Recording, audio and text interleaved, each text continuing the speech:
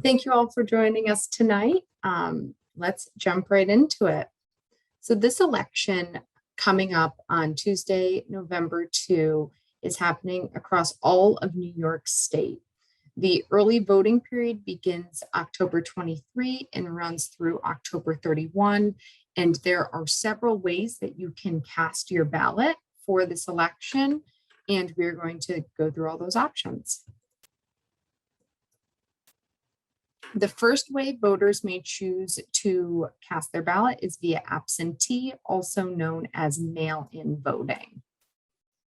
So the deadline to request an absentee ballot is October 18, and anyone in New York State can vote using an absentee ballot for this upcoming election. Typically, you would need an excuse to vote using a paper ballot, whether that be having a disability or being out of the county on election day. But the term temporary illness has been expanded to include the risk of contracting or spreading a disease that may cause illness. Insert COVID here. And this is in effect until January of 2022. So until January 2022, anyone can vote using an absentee ballot. If the first time you requested to use an absentee ballot was in June of 2020 because of COVID, you'll have to submit a new request for an absentee ballot. And you can do that by using the online request portal at the State Board of Elections website, or you may fill out an absentee ballot PDF form online and mail it or fax it to your County Board of Elections office. In New York State, we also have an accessible absentee ballot. The deadline is the same to request it for this upcoming election, which is October 18. And an accessible absentee ballot is for voters with disabilities who cannot independently read or mark a paper absentee ballot. They're able to have a PDF of the ballot emailed to them, and then they mark the ballot on their computer using their own assistive devices that they have. The voter would then print off the ballot, mail it in, or return it a different way to be counted. Again, same as a paper absentee ballot. If the first time you used an accessible absentee ballot was in June of 2020, you must re-request it. And you can request an accessible absentee ballot using a PDF form online and mailing it or faxing it to your County Board of Elections office. Or the easiest way to do it is to do it on the online portal. You just type in your last name, first name, zip code, and date of birth, and then you will, your request will be submitted. There is a checkbox that says you attest to having a disability that makes it so you're unable to independently read or mark a paper ballot. So again, these are all the ways that you can request an absentee ballot. You have up until November 1 if you want to request an absentee ballot in person. That would involve going to your Board of Elections office and asking in person, saying that you would like an absentee ballot. But certainly the easiest way to do it is the online request portal, which was linked on the last two slides. Something that is fairly new as of 2020 is all the different options for returning your absentee or accessible absentee ballot. Prior, you would always need to mail it in to your County Board of Elections office, which you still can do. The envelope just must be postmarked by November 2. And if you choose to mail your ballot, be mindful of USPS collection times. So if you go to one of those blue bins, your local blue bin, and you put your ballot in its envelope to be mailed to your County Board of Election on the 2nd of November, make sure you check the collection times, because if the mail has already been collected for the day, then your ballot won't be postmarked until the following day, November 3, and then it won't be counted. In prior elections, basically just in June 2020, the Board of Elections provided return postage for voters to return their absentee ballots. They are no longer doing that. So if you choose to mail your ballot, you will need to provide your own postage. You can also hand deliver your completed ballot to the County Board of Elections office anytime up until Election Day. And this is the new information, is you can drop off your completed ballot at any early polling place in your county between October 23 and October 31 during that early voting period. And depending on which early polling place you go to, their system for taking your ballot may look different. Some may have an actual box sitting there, an actual drop box that they'll want you to put your envelope in, and others, the poll workers may ask you to hand it to them and then they'll hold on to it. My personal preference is to always find a poll worker and talk to someone to make sure I am doing the correct thing. And then you can also bring your completed ballot to any polling place in your county on Election Day, which is November 2. A couple of best practices for absentee voting is to request your ballot as early as possible. Although you have until October 18th to request an absentee ballot, the County Board of Elections and State Board of Elections website have disclaimers saying that USPS cannot guarantee delivery of absentee ballots that are requested farther than 15 days out ahead of the election, or within 15 days before the election. So I would just say request them as early as possible if you know that's how you want to vote. This next tip isn't written anywhere. I just think it's a helpful piece of advice, is contact your County Board of Elections if you don't receive your absentee ballot within 2 weeks of requesting the absentee ballot. This way you can just see what's going on and make sure that they got your request. Return your completed ballot early for the same reasons I was saying before. You don't want to miss the USPS collection time, and there are several options to return it early, so why not do that? And then be sure to stamp it with the correct amount of postage. I don't know what the actual correct postage is, but I would say do 2 stamps just to be safe if you choose to mail your ballot back. And also, some county board of elections like Albany have online portals where you can check the status of your absentee ballot. So it's definitely worth checking your county board website to see if they have that option available. Another way to vote is to vote early, which you've heard me reference a couple times. Early voting is from October 23 to October 31. And unless you are located in New York City, you can vote at any early polling place within your county.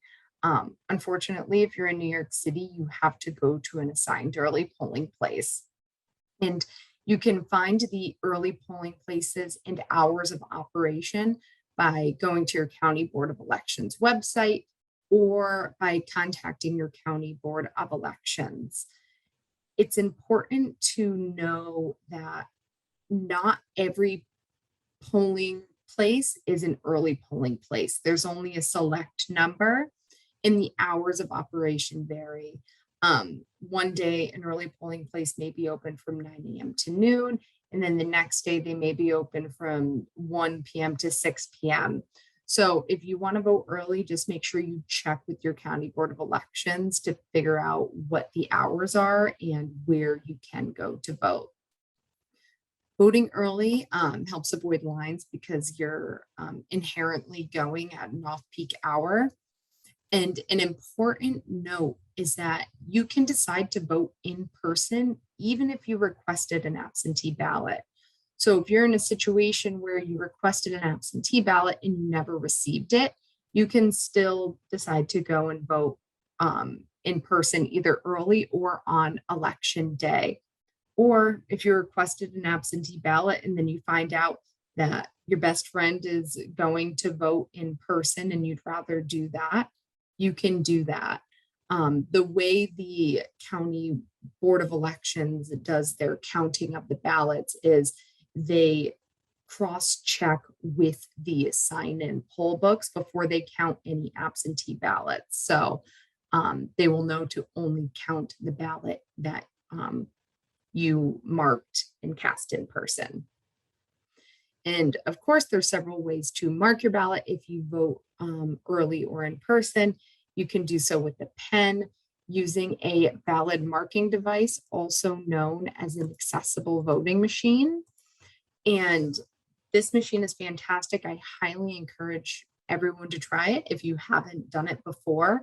The way it works is you put your ballot into this machine and then it's displayed on a screen to you. And it has a bunch of accessibility features like zoom text, color contrast to make it easier to read. You can have the ballot read to you. There is a 2-switch paddle device if you have limited dexterity. They have braille pads. They have a sip and puff device. So it is truly a way for everyone to be able to independently and privately mark their ballot.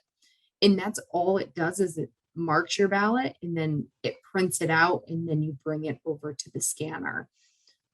You can also vote in person with the assistance of a person that you trust or a poll worker. I would say worst case scenario, if you go to vote on election day, you say, I want to use the ballot marking device, and then you get a little hesitant. There's no need to panic because there's always a poll worker there who is willing and able to help you out.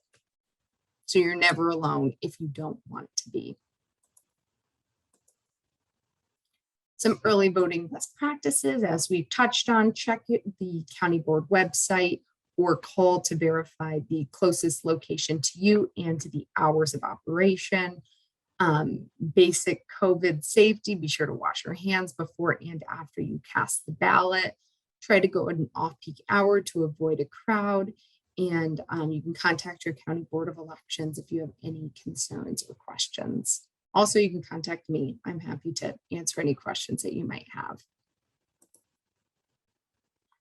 And the tried and true way that you can vote this election is on election day, which is Tuesday, November 2. And every polling location is open from 6 a.m. to 9 p.m. Now, different from early voting, if you choose to vote on election day, you must go to your assigned polling place. You can't go to any polling location in the county. And you can find your you can find your election day polling place by going to voterlookup.elections.ny.gov. And again, same as early voting, even if you requested an absentee ballot, but you never received it, or if you just decide that you want to vote in person, instead, you are able to do that on election day. And you can mark your ballot all the same ways on election day as you can during early voting, with a pen, using a ballot marking device, or with the assistance of a person you trust or poll worker. Now, traveling to the polls on election day, I know transportation can be a barrier to many people in their quest to vote. So if you know you want to go to the polls to vote, schedule your transportation early. Call a friend or family member who you may have voted with, gone to the polls with in the past, and say, hey, when are you voting this year? I know there's an election coming up. Do you want to carpool again? You can also contact your local independent living center. They are very helpful with helping arrange for transportation to the polls. And then, of course, there's local taxi services, Uber and Lyft, to help get to the polls. I am going to pass it off to Jennifer. This entire presentation is very important, but I feel like this portion is extremely important because you're learning about what's going to be on the ballot. And so I will pass it off to Jennifer to talk about that. Thanks, Ellen. Hi, everyone. My name is Jennifer Wilson. I'm the Deputy Director for the League of Women Voters of New York State. And I am going to be taking you all through the 5 ballot proposals that all New York State voters will have the opportunity to vote on this fall. Now, some people might also have more ballot proposals on their ballot, depending on where you live, but these are the 5 that everyone's going to get. So the 5 are: number 1, amending the apportionment and redistricting process. Number 2, adding the right to clean air, clean water, and a healthful environment to the Constitution. Number 3, eliminating the 10-day advance voter registration requirement. Number 4, authorizing no excuse absentee ballot voting. And number 5, increasing the jurisdiction of the New York State, or New York City rather, civil court. And just as a point of reference, all of the ballot proposals will appear on the back side of your ballot. So when you go to vote early in person, or if you're voting absentee, you're just going to need to flip your ballot over to get those. And all of the information I'm going to share tonight is in our voter guide, which when I'm done talking, I'll put the link to in the chat, where we have all of the questions written out. We have pros and cons for each. And we also have this available in a couple of different languages as well. So with that, I think we're ready to tackle the first proposal. Now, this proposal is the most complicated one. So we're starting with the hardest proposal. I promise they will get easier after this one, but this is the one that is the longest proposal. It has the most in it, and it's pretty complicated. So I'm going to try and make it as simple as possible. The question, as it will appear on your ballot, is as follows. The proposed constitutional amendment would freeze the number of state senators at 63, amend the process for the counting of the state's population, delete certain provisions that violate the United States Constitution, repeal and amend certain requirements for the appointment of the co-executive directors of the Redistricting Commission, and amend the manner of drawing district lines for congressional and state legislative offices, shall the proposed amendment be approved. So that's what you'll see on your ballot. And on the next slide, I kind of took us back a few steps because I know not everyone knows what redistricting is. It's a process that happens every 10 years. So it's not as if you're faced with it very frequently. Basically, what redistricting is the process of redrawing our legislative lines to reflect our population according to the census. So hopefully everyone did the census last year. Now we have that data and we have to redraw our legislative districts so that the amount of people in each district are about the same. So everyone has a fair representation at Congress and also in our state house. When we're talking about redistricting here, we're specifically talking about the state Senate, state assembly, and Congress. Redistricting does happen at other levels of government, but here we're just talking about these 3. Redistricting in New York State for these offices is led by an appointed commission, and that commission is appointed by our state legislature. So our state assembly and state Senate appoint the commission. And the state legislature ultimately will approve the maps that the commission put forward. So it's kind of a 2-step process. First, the commission drafts the maps and they negotiate the maps, and the public has input, and then they, as a commission, approve those maps to go to the legislature for the legislature to then kind of do the same thing minus the public input, basically negotiate and either vote up or vote down the maps. And the last point about redistricting before we actually get into the amendment is redistricting is actually happening right now. The draft maps from the commission came out today, like just a couple hours ago. So we're literally right in the middle of redistricting. And if you want to know more, we have a whole website with information, nyredistricting.org, where you can go and learn more and watch some of our old educational videos about redistricting. But now that we have that out of the way, we can talk about the proposal itself.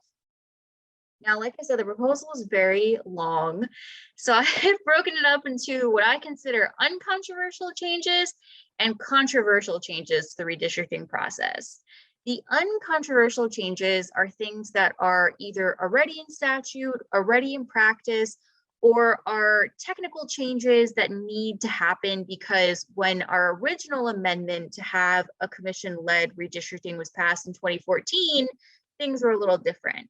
So some statute changes, things in statute that just need to be changed, freezing the number of state senators at 63, already in statute, requiring incarcerated individuals be reapportioned back to their last home address, already in state statute, requiring that population count districts to also include non-citizens as well if the federal census fails to, already in statute, and removing unconstitutional amendment language referring to aliens. This was deemed unconstitutional at the US level by the Equal Protection Clause. We just have to take that language out. We're not using it. We just got to take it out of there. And the last uncontroversial change is regarding the timeline for the commission to deliver its maps to the legislature. So right now, the commission has to deliver draft maps to the legislature by January of the year ending in 2. And when we had this amendment first drafted, that wasn't a problem because petitions for candidates to appear on the ballot for those legislative seats, so for state Senate, for state assembly and Congress, happened later in the year. We didn't have to worry about that. We've since moved when the petitioning happens for those seats to earlier in the year, around February, March. And there is the potential, if the legislature rejects the first set of maps and the commission has to propose a second set of maps, that there could be candidates trying to collect signatures to get on the ballot for legislative districts that don't exist because we're currently redrawing them. This proposal would move the date to submit the maps to the legislature from the commission to November of the year ending in 1. That would not apply to this redistricting cycle because if this is approved, by the time it is added to our state constitution, it will be January of the year ending in 2. So that November date would be for all redistricting cycles going forward. So those are the uncontroversial things. Those are the kind of like things we probably will need to fix eventually, if not right now, or maybe don't even need to fix because this is statute. The controversial changes are all related to the voting process of the commission when approving the maps and the legislature when approving the maps. Right now, the way that the voting rules are structured, there is a fail-safe if a single party controls both the Senate and Assembly. And this is the case right now. So I'm going to use the real example of our current situation, which is Democrats control both the Senate and Assembly. This fail-safe mechanism requires that when approving maps, the majority has to get minimum minority input and approval to basically approve the maps. So they need a 3/5 approval in the legislature, and they need at least one minority appointee from each party, so a Senate minority appointee and an Assembly minority appointee, to vote in favor of the maps. This proposal would eliminate that failsafe. It wouldn't matter who's in charge, who's in control. A simple majority is all that would be needed to approve the maps. This proposal would also allow the legislature to propose their own maps if the commission fails. Now, the current setup kind of has that too, but the court also can intervene in certain situations. This would basically say in any situation where the commission is not going to be producing maps that are adequate and are going to work, we, the legislature, get to just do our own maps. So those are the basic uncontroversial and controversial changes. Now on the next slide, I have the pros and cons laid out. And as you might imagine, the pros and cons are kind of similar to the controversial versus uncontroversial. The pros are a lot of these things are already in statute, so we're just constitutionalizing them. And that's a good thing because it'll keep those things in the Constitution and part of the redistricting process. It wouldn't be as easy for a legislature, say, to change the number of senators or to change the law to say that people who are incarcerated have to be counted where they're incarcerated. It's also going to change the timeline, so we don't have to worry about people running for office for districts that don't exist. And it's a lot simpler for me to explain to people that the basic rules of voting for the commission and the legislature are just they vote and it's a simple majority. That's a lot simpler for anybody to understand, myself included. The con arguments are that this has the potential to unfairly empower a single party. So right now, we could say it could unfairly empower Democrats. In the future, it could unfairly empower Republicans, depending on how things go. And ultimately, it just takes away any sort of input from the minority parties. And minority parties include not only Republicans, but also Green Party voters, Working Family Party voters, Conservative Party voters, and you could even technically lump unaffiliated voters into that minority party category. Anyone who's basically not in charge could be part of the minority party. It also significantly reduces the role of the commission. It really disincentivizes the commission from working together if they know that ultimately the legislature may just take over the process from them. And ultimately, we're kind of at the middle of redistricting right now. It's not very urgent to do this right at this very moment. It's not super urgent to be changing these laws, other than the timeline, which would not take effect for this redistricting cycle. So there's really no rush to do this right now. This is also the first time we've ever had a redistricting commission doing redistricting for New York State. So we're kind of changing the process before it's even had the chance to work, in the middle of the process even happening, even though we haven't decided whether or not we need these changes at this point. So those are the basic pros and cons. Like I said, this is the most complicated one.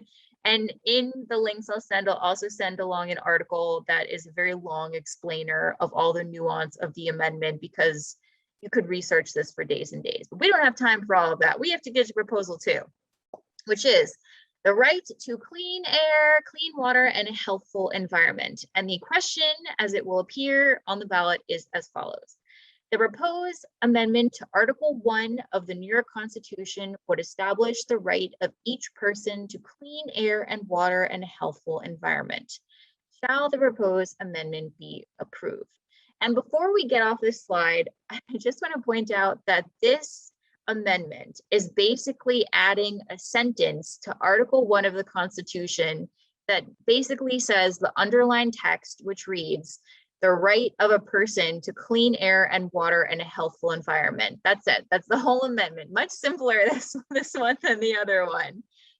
So the pros and cons of this are partially, one of the cons is that it's really general. One of the cons is that this is a very general thing to be adding to our Constitution. It's hard to know if it's even going to have any sort of power to actually make a change.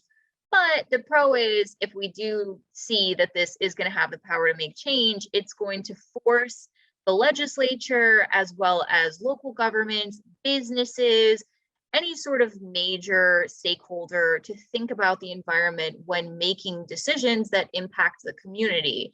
Because certainly the legislature is not going to want to pass policies that are going to interfere with the right to clean air and clean water.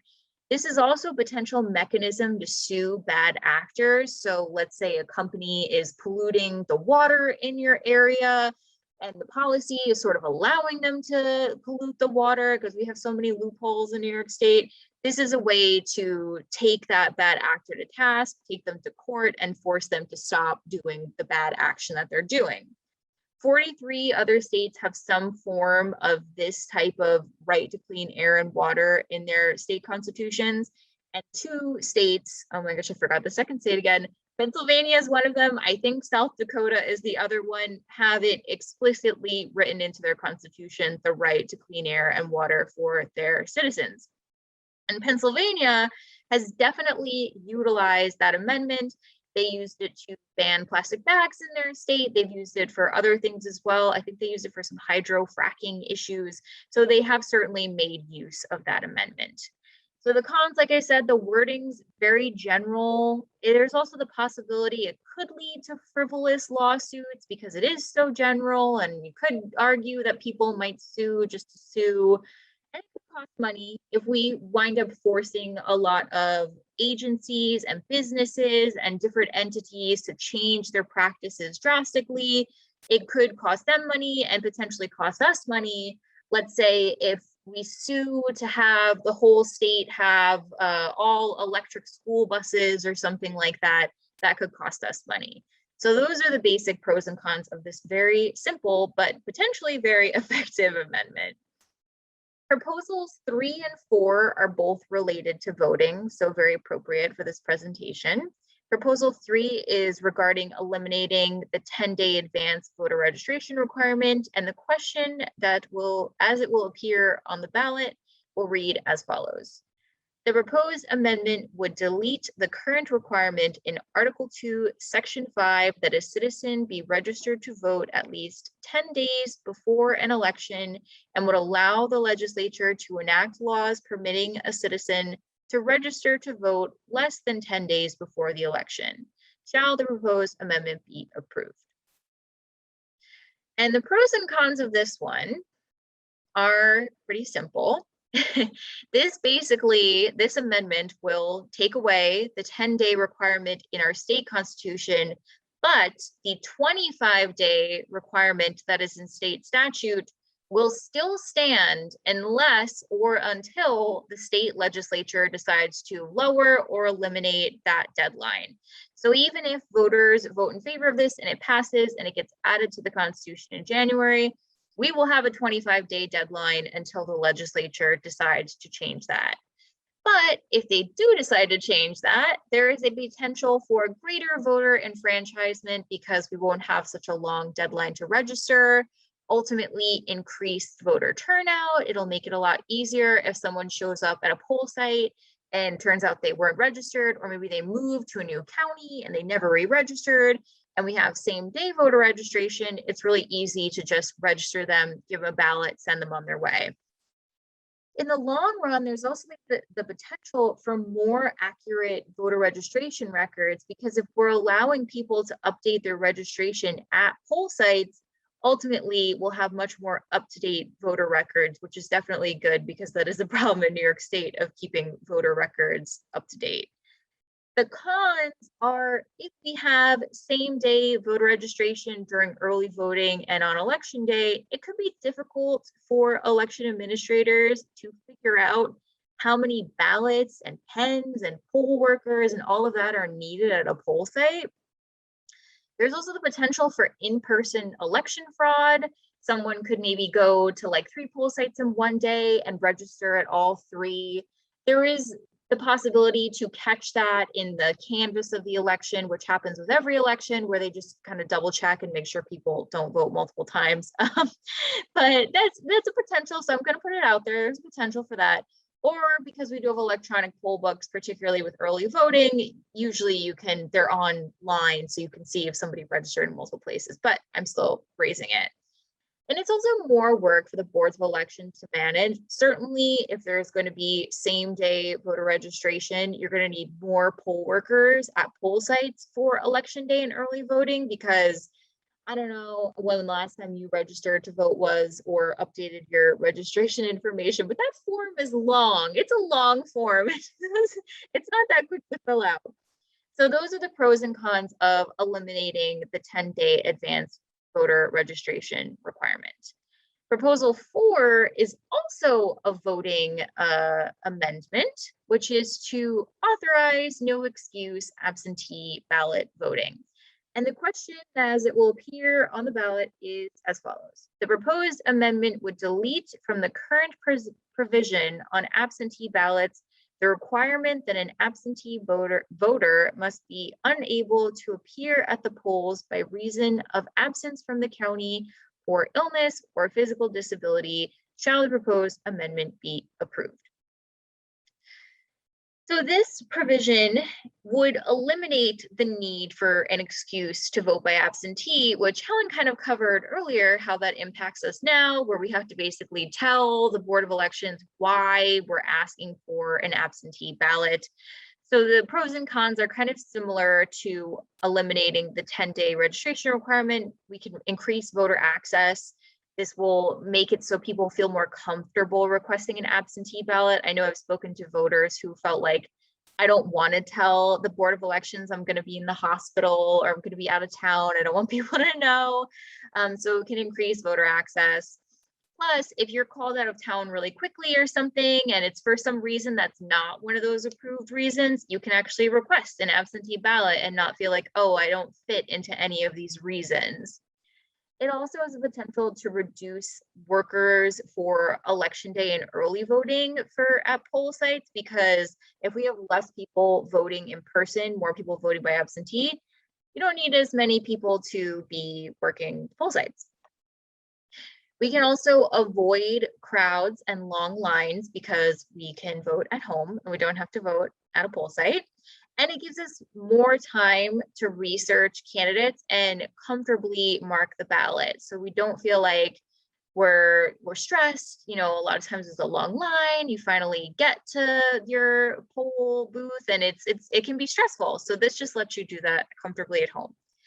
And of course, absentee voting was really heavily relied on during natural disasters, the pandemic. And fortunately, it seems like almost every year now, New York State has some sort of crazy situation happening around the primary and general election. So this just would be a fail-safe. Anyone can have an absentee ballot. The con arguments are that there is the potential for fraud. Of course, there's a potential for fraud. It's not common, but there's potential for someone to steal a ballot or to mark a ballot on someone else's behalf. The same way that you would prove your identity is the same as if you were voting in person with your signature. So that's a potential. There's also potential for the loss of anonymity when you're having more absentee ballots. You know, it's mail, so people can kind of see the mail and where it came from and all of that. So there's a potential for kind of a loss of anonymousness with voting absentee more. Slower election results is another con. It takes longer to count absentee ballots here in New York State. There also could be an additional cost for printing, postage, for both the voter and the Board of Elections themselves having to eat that cost to send these ballots out. There's more deadlines, which I don't like deadlines. And this has way more deadlines. There's more risk of your ballot being lost or disqualified when you vote absentee because you don't have a poll worker there to say, hey, am I doing this right? Am I doing this wrong? And there's also the potential for the loss of the shared civic experience of voting with your friends and neighbors, which I am including as a con because it's been brought up before. But all of these combine to say that even if we eliminate the excuses for absentee voting, that doesn't necessarily mean that more people will want to vote by absentee ballot. So these pros and cons might not necessarily even be true if we eliminate the excuse and the number of absentee ballot requests remains the same. This amendment basically is just saying, going forward, no one needs to have an excuse. The process is still the same. You still have to request the absentee ballot. You just don't have to mark why you want the absentee ballot. So that is the basics of the no excuse absentee voting proposal. And the fifth and final proposal is in relation to the jurisdiction of the New York City Civil Court. And the question, as it will appear on the ballot, is as follows.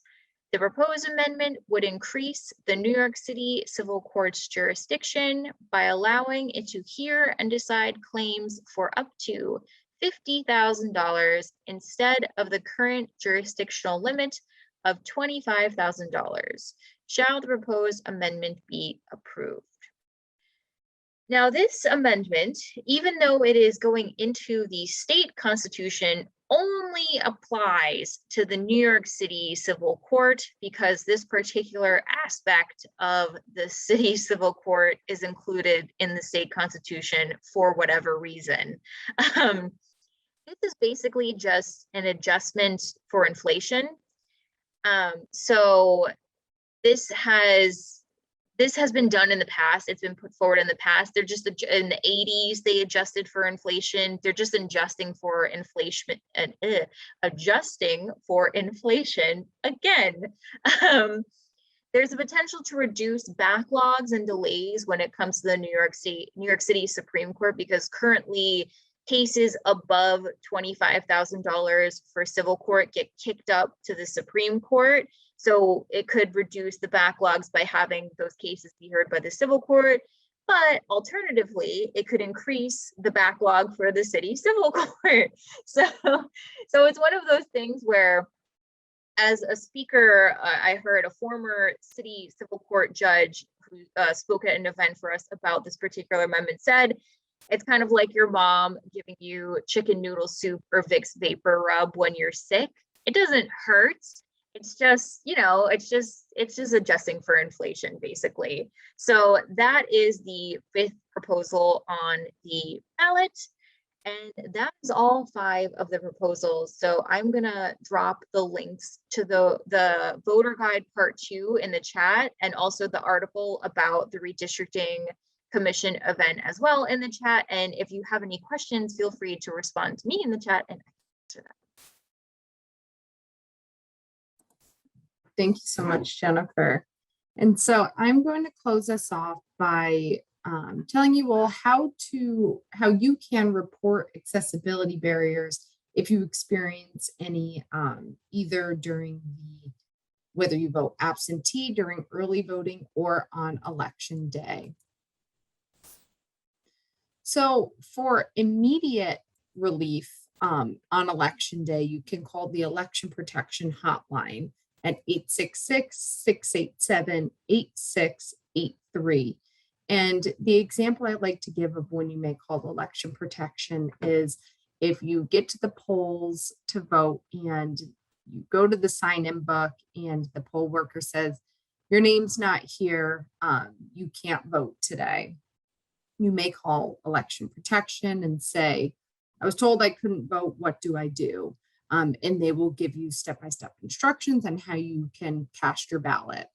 And I also am going to give you a tip if that exact thing happens to you. If you happen to go to the polls and they say you can't vote, your name's not in the poll book, you can ask for a provisional ballot, and this will allow you to mark your ballot as you normally would, but instead of putting it into the scanner to immediately be counted, the poll workers will hold on to it and verify your voter eligibility status at the close of polls. And if they find you are in fact eligible to vote, it was a mistake on their end, then your vote will be counted. You can also file a complaint with the Attorney General's office. It says here that it's a hotline, but it's more of a complaint form. And so if you go to the polls and say there's no accessible parking spaces, or there's steps to get into the building, but there's no ramp, you can file a complaint with the AG's office. You also have the right to file a HAVA administrative complaint. And you can file HAVA administrative complaints when there's been a violation of Title III of the Help America Vote Act, or HAVA. And what Title III guarantees voters the right to is a private and independent vote, including with mail-in voting.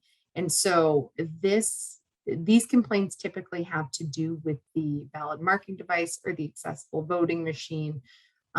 If there's ever errors with them and it compromises someone's right to a private and independent vote. DRNY, my office, we help people through the HAVA administrative complaint process. And I find it to be a great way to voice your concerns, is because it requires County Board of Elections to address the inaccessibility with State Board of Election oversight. There's a hearing on record where you get to say, this is the barrier I experienced. The county board then says either what they try to defend themselves basically and say, we did the best we could. And then ultimately the State Board of Elections takes all of the testimony and determines whether there was in fact a violation of Title III of HAVA. And if there was, then the state board orders the county board to make necessary changes so that the inaccessibility doesn't happen again. And all of this information is public record. You can go on the State Board of Elections website and see some of the past HAVA complaints. I will give you an example of one that I assisted a voter with this year. Again, this is all public record. The voter went to use the ballot marking device at their early polling place and it was not working. So she had to get assistance marking her ballot from a poll worker. And then the cherry on top was the ballot scanner. So where she actually would place her marked ballot was located in the basement of the polling place and the elevator was broken. And this person uses a wheelchair, so they weren't able to go and cast their ballot. They had to give it to a poll worker to go and cast their ballot. So not only couldn't mark their ballot independently because the machine was broken, and they couldn't cast their ballot independently because the elevator was broken. And through this hearing, the State Board of Elections ordered that the county board train their poll workers to give, if a ballot marking device breaks, to give the voter all the options that they have for marking their ballot. Say, you can wait here for the machine to be fixed, or one of us can help you. The voter wasn't given those options. And then also when there is a substantial accessibility barrier at the polls on election day, like a broken elevator, the County Board of Elections has to notify all their voters of the barrier so that voters can make alternative plans. This was during early voting. So this voter could have gone to any polling place. If they had known the elevator was broken, they certainly would not have gone there. And then the last place I have written where you can report accessibility barriers is Disability Rights New York, me. You can email me or call me if you ever experience any accessibility issues on election day, and then I'll listen to your story and we can determine together which complaint process makes the most sense given your scenario and your experience. Oftentimes we'll write letters to the County Board of Elections offices informing them of the accessibility barrier that was reported to us, and we try to work with them directly. And then some important dates regarding voting. The last day to register to vote by mailing in an application is October 8th. For those of you who may be local to the Albany area, Disability Rights New York is going to be at the Troy Farmers Market this Saturday. So if you're not yet registered to vote, you can come and find us and we can register you there. October 13th is the last day to register to vote if you go in person to your Board of Elections office. The early voting period is October 23 to October 31. And remember, if you're upstate anywhere outside of New York City, you can vote at any early polling place in your county. If you're in New York City, you have to go to your assigned early polling place. The 18th of October is the last day to request an absentee ballot via the online portal or mail or fax. November 2 is the last day to return your absentee ballot. But as we know now, you can return your absentee ballot to any early polling place or any polling place in your county.